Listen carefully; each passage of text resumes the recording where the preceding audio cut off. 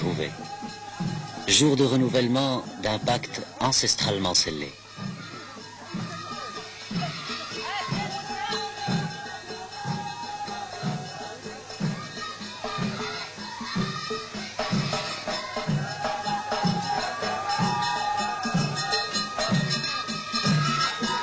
Forces et espoirs conjugués, mains et corps fraternisants.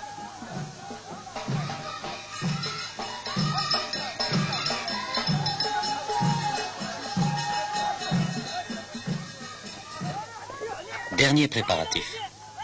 On aménage maintenant une dénivellation pour adoucir la pente, atténuer ainsi la puissance de l'eau lorsqu'elle se présentera à la pierre du partage.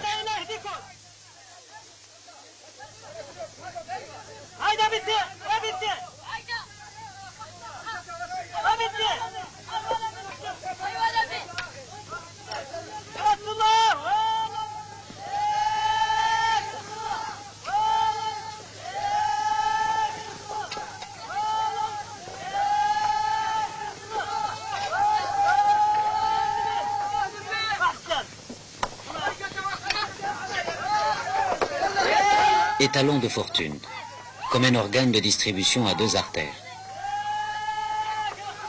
On dit qu'au temps lointain des frondes et des javelots, on dit qu'en ce lieu un jeune homme voulut détourner l'eau au profit de son village. On dit qu'une flèche meurtrière transperça son corps. On dit que de son corps surgirent deux rigoles de sang, deux canaux pour le futur, Sin Agafay. Et de la légende, les hommes firent un code.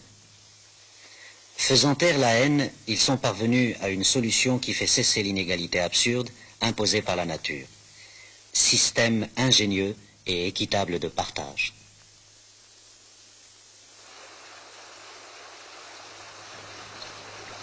Les représentants des deux populations se rencontrent à la source, d'où divergent les deux courants. Ils obstruent le cours de la rive gauche pour que toute l'eau se dirige vers la rive droite, où se situe le lieu de cette redistribution.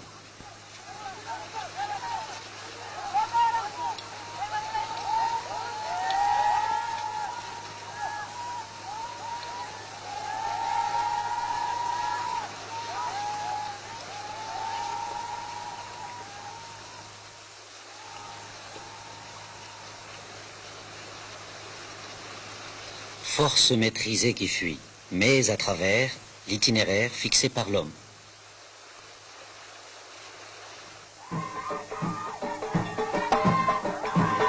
Exorcisme de la terre, de l'eau. Exorcisme pour activer les noces des éléments.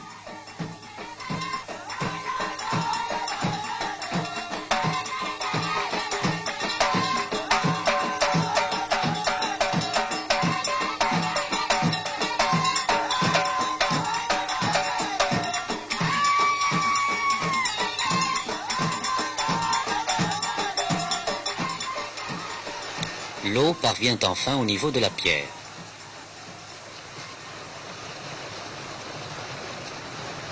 Pierre témoin, roc d'équilibre, terrible balance de justice, Sin Agafay. La fraude est conspuée, la malédiction appelée sur ceux qui seraient encore tentés de briser un ordre qui a coûté tant de sacrifices. On dit qu'au temps lointain des frondes et des javelots,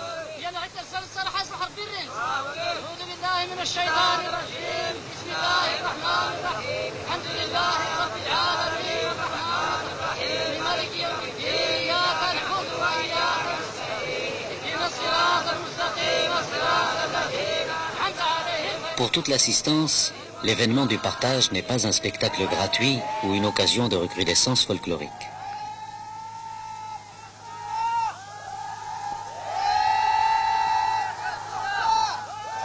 Cérémonie de contrôle occulte, véritable rite d'assentiment, pour redonner vigueur au pacte collectif, renouant l'ordre du monde.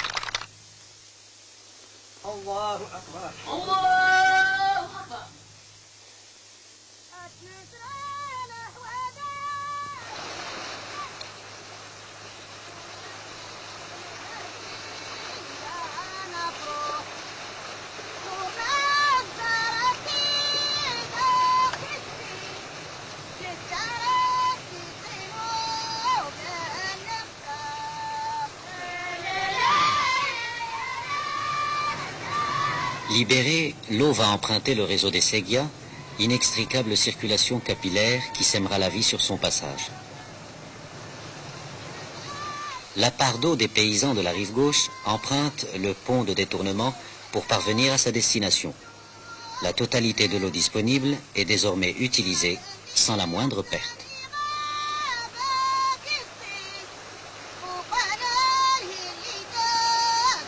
L'homme arrive à remettre en question sa contraignante condition. Il a finalement triomphé de l'hostilité de son contexte physique et de son propre orgueil.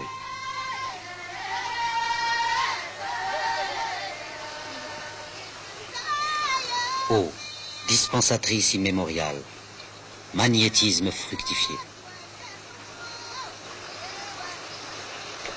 Et la terre s'ouvre, s'abandonne, ruisselante de germes. Le plus vieil accouplement cosmogonique. Noces de mottes et de nappes, terre de racines ancestrales.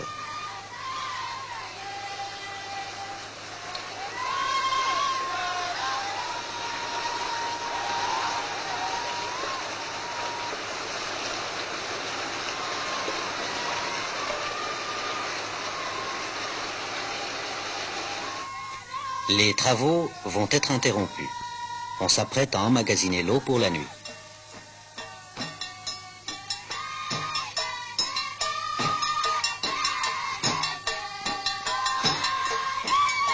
Que l'eau jaillisse pour eux seuls, dit la poétesse. L'eau qui redonnera la vie au sol, l'eau qui irriguera la terre abandonnée, l'eau qu'accueillera le grand bassin des ancêtres.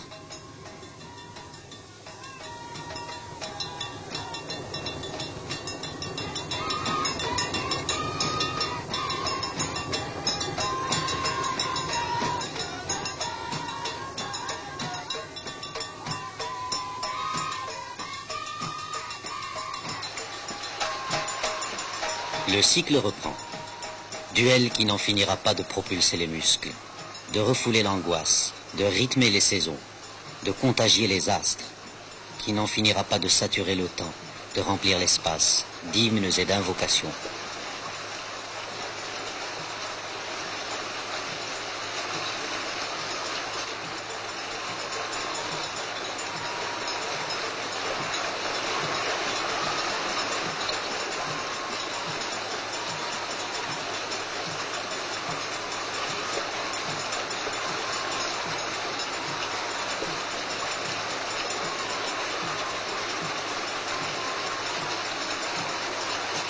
Ainsi, une société isolée, en proie à l'hostilité des éléments, a réussi par son génie créateur, par son pragmatisme, à élaborer des lois et des techniques en fonction de son milieu, sans aucune contrainte.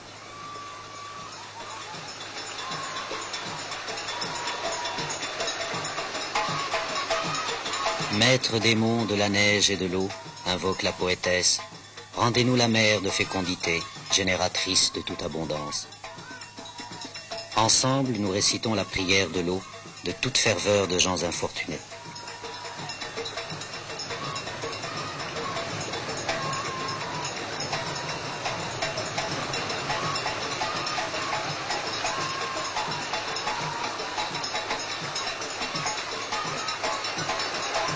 Mais c'est un souffle organique, connu, qui traverse la terre, souffle qui la secoue pour lui arracher la vie, celui de l'homme.